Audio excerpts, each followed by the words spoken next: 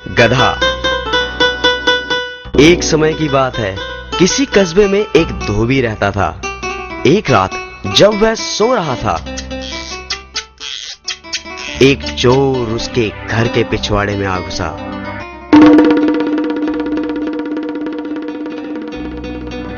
धोबी का एक कुत्ता और एक गधा वहां एक खूंटे के साथ बंधे हुए थे।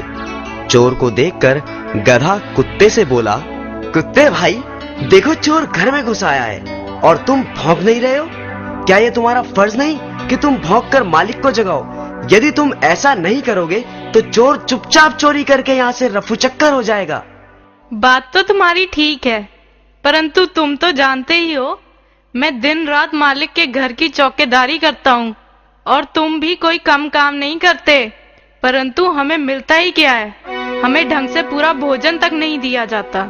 ये बात तो तुम ठीक कह रहे हो, परंतु कुछ नहीं। मैंने तो सोच लिया है, मैं आज नहीं भौंकूंगा।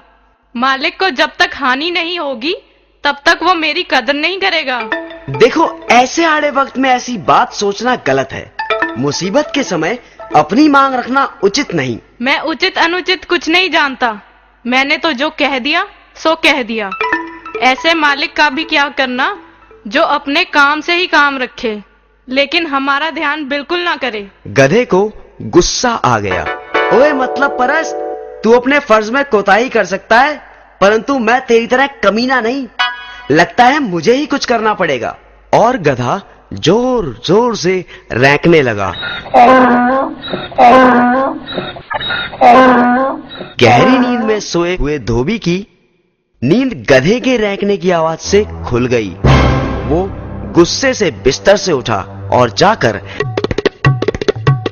लाठी से गधे को जोर जोर से पीटने लगा।